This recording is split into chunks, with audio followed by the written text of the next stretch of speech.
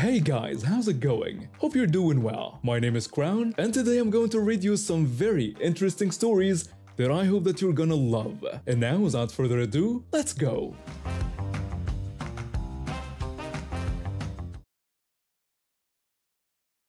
I grew up with a single dad who believed in the whole men don't cry thing.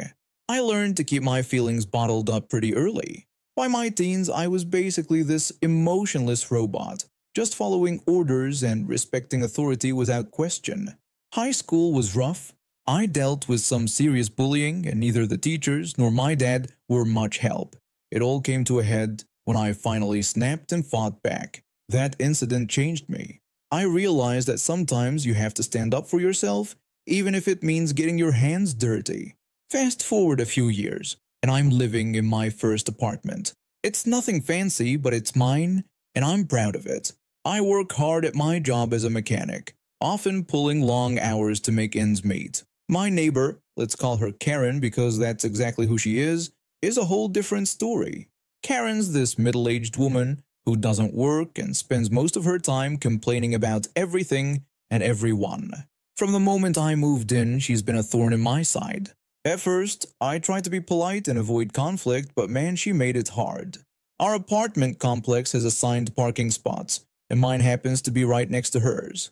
One day, I came home from a grueling 12-hour shift to find her car parked in my spot. I knocked on her door, trying to keep my cool. When she answered, I politely pointed out that she had parked in my spot by mistake. Karen's response was far from friendly. She rudely told me she was busy with friends and suggested I park somewhere else for the night.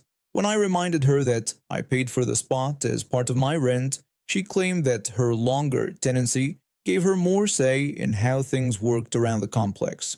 She then dismissed me, telling me to use the street parking instead. I was too tired to argue, so I just parked on the street that night. But it didn't end there. Over the next few weeks, I'd come home to find her car in my spot more often than not. Each time I confronted her, she'd have some excuse or another.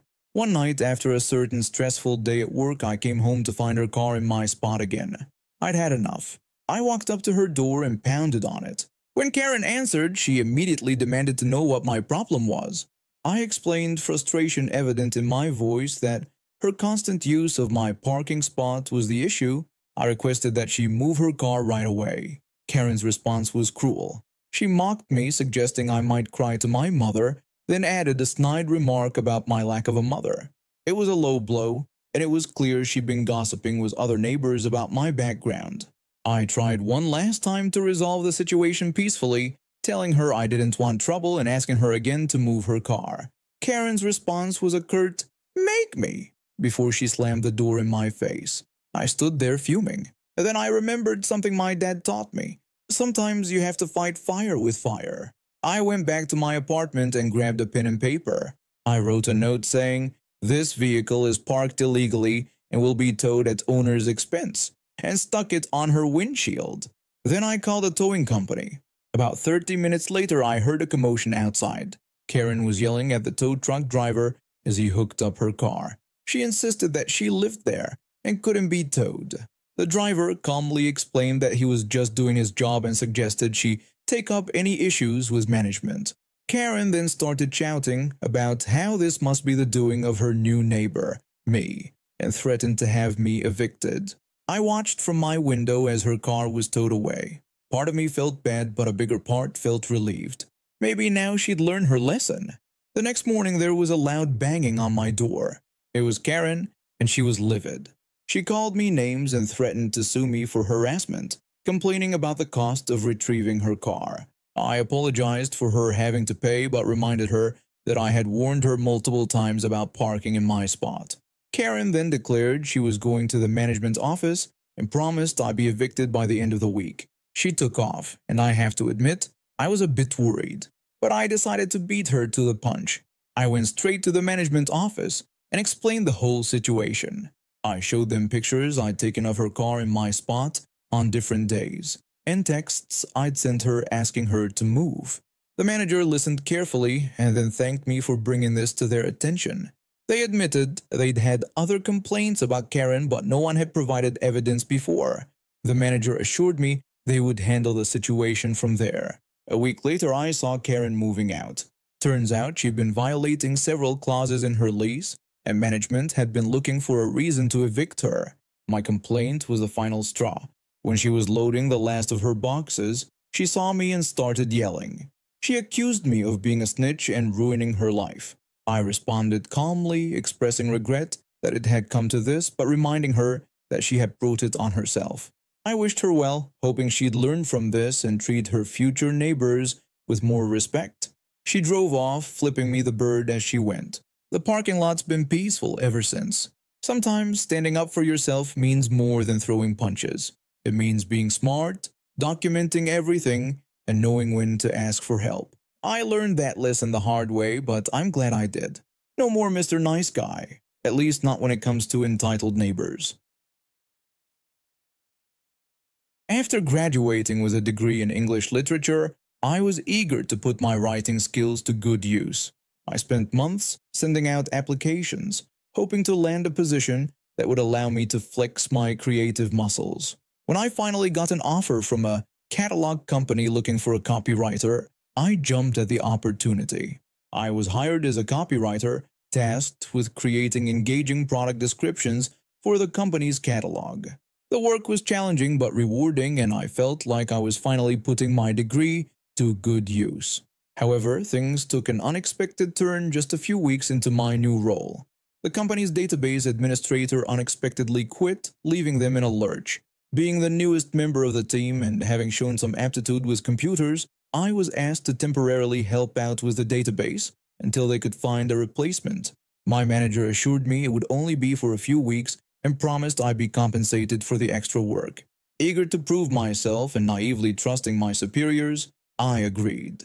Those few weeks turned into months, and before I knew it, I was juggling 2 full-time jobs for the price of one. My days became a blur of writing copy and managing databases, often stretching well into the night. The company's culture was suffocating. Overtime wasn't just expected, it was demanded. Taking time off for doctor's appointments was treated like a personal affront, even when I had been working 60-hour weeks without additional pay. The office atmosphere was tense, with casual conversations frowned upon as if they were acts of treason. After 2 years of this grueling schedule, I finally reached my breaking point. It happened during a certain heated argument with my manager over a trivial matter. My manager insisted I stay late to finish a database update, even though I had already worked 12 hours that day. When I suggested postponing it until the next day, my manager accused me of lacking commitment. I defended myself, pointing out that I had been doing 2 jobs for 2 years without complaint. My manager then reminded me that they had given me an opportunity when no one else would, implying I should be grateful. That conversation was the last straw. From that day forward, I decided to stop being a doormat. I refused to do any overtime unless it was paid, which led to a sudden spike in the company's overtime expenses. Faced with mounting costs, they finally decided to split my role into 2 separate positions. My manager told me of their decision to separate my responsibilities and asked which role I would prefer. I chose the database side. They offered to increase my salary by £1,000 per year, which I felt was low for a full-time database admin role. When I tried to negotiate, my manager reminded me of recent layoffs and told me to be thankful for getting a raise at all. They did, however, agree to a pay review in 6 months. I reluctantly agreed, but when the 6-month mark rolled around, my requests for the promised review were met with evasion and excuses. After 2 more months of chasing, I finally got an answer. My manager told me to stop being greedy and be grateful for the raise I had already received. That was the final nail in the coffin. I immediately started job hunting and soon landed a better position elsewhere. When I handed in my notice, my boss acted surprised and asked if there was anything they could do to keep me. I told them there wasn't. They made me work my full 3-month notice period, but I had one last card to play. I'd learned they were trying to hire the project manager from our software supplier to replace me. During his next on-site visit, I cornered him at lunch. I casually mentioned that I had heard they wanted to hire him to replace me. When he hesitated to discuss it, I advised him not to accept less than $30,000, explaining that while it was more than I was earning, the job demanded it. I warned him about the hard work, lack of future raises, and longer commute, encouraging him to hold out for the higher salary. 6 months later, long after I'd left, he started at the company. I like to think he took my advice, but the story doesn't end there. 4 years after leaving, I received an email from a recruiter about a job opening. It turned out to be my old position at the catalog company. The job description was identical to the one I'd written years ago, with only the reporting line changed. The salary was now $40,000. Part of me was tempted to apply just to see the looks on their faces when I walked in for the interview. But I knew better than to step back into that toxic environment, no matter how much they were willing to pay now. Instead, I did something better. I reached out to some of my old colleagues who were still stuck in that miserable place. I told them about the job posting and the new salary. Within months, half of the department had either leveraged the information for substantial raises or found better jobs elsewhere. The last I heard, the company was struggling to retain talent, and my old boss had been demoted due to his department's high turnover rate. It may have taken years, but karma finally caught up with them. I'm now working at a company that values its employees, doing work I love, and earning what I'm worth. When I was 16, desperately looking for my first job to save up for a car, Supermart was the only place willing to hire a scrawny, awkward teenager with zero experience. At first, I hated every minute of it. The early morning shifts, the cranky customers, the mind-numbing task of restocking shelves. It all seemed like torture. But as time went on, I found myself actually enjoying the routine. My co-workers became like a second family, and I took pride in knowing every nook and cranny of the store. Sure, I tried other things. I went to community college for a while thinking I'd become an accountant or something. But numbers bored me to tears, and I found myself longing for the familiar aisles of Supermart. So I dropped it out and threw myself into my work. Over the years, I moved up from bagger to cashier to my current position in the stock and dairy department. My baby face meant customers often mistake me for a newbie, which can be both amusing and annoying.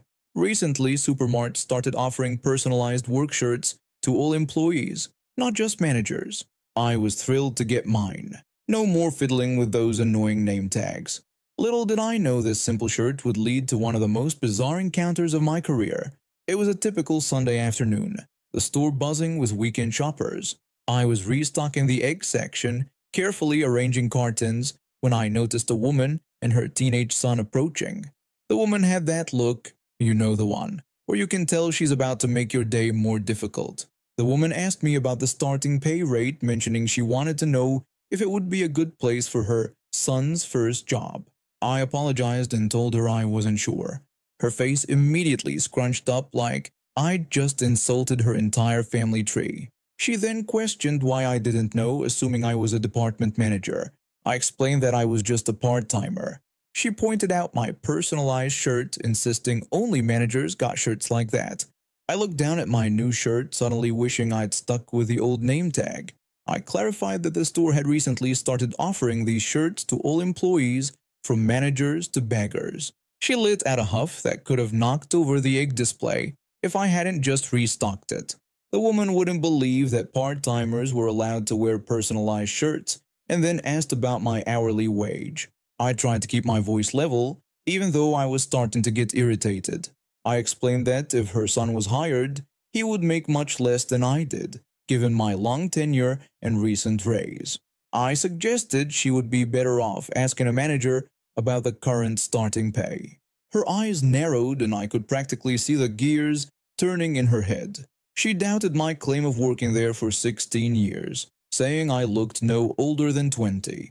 She then demanded to know what I made when I started, assuming it wouldn't be far off from the current starting rate. I looked her dead in the eye, realizing this was my chance to end this conversation once and for all. I told her my starting wage, $7.25. Her jaw dropped so fast I thought it might hit the floor. She got angry and said something incomprehensible. Without another word, She grabbed her son's arm and stormed off, leaving me alone with my beloved eggs. The next day, I was surprised to see the woman return, this time without her son. She walked straight up to me. The woman apologized, admitting she had spoken with the store manager, who confirmed everything I had said. She expressed regret for doubting me and for her behavior the previous day. I was taken aback by her sudden change in attitude. I thanked her, noting that it wasn't often people came back to apologize. She explained that she realized she had set a terrible example for her son, who refused to come with her that day out of embarrassment. She admitted to being frustrated with the job market and taking it out on me. I expressed understanding, acknowledging that finding a good job can be tough, especially for teenagers. The woman agreed and then surprised me by asking if I could give her son some advice on applying to Supermart. She mentioned that despite the previous day's incident, it seemed like a good place to work. I agreed to help, telling her to have her son come by when I was working, and I'd walk him through the application process. The woman thanked me, expressing gratitude for my kindness, especially after how she had treated me. I don't know, maybe my personalized shirt wasn't such a bad idea after all. I've always been a hard worker, putting in long hours at my accounting job to make ends meet. My sister, on the other hand, well, let's just say she's never been big on the whole work ethic thing. She's always looking for the easy way out, convinced that the universe owes her something. We were close when we were kids, but as adults, we drifted apart. She got into all sorts of new age stuff, constantly talking about manifesting wealth and cosmic energy. I'd roll my eyes but keep my mouth shut to avoid arguments. One day, on a whim, I bought a lottery ticket. I never usually gamble, but something just felt right. When the numbers were drawn, I'd won.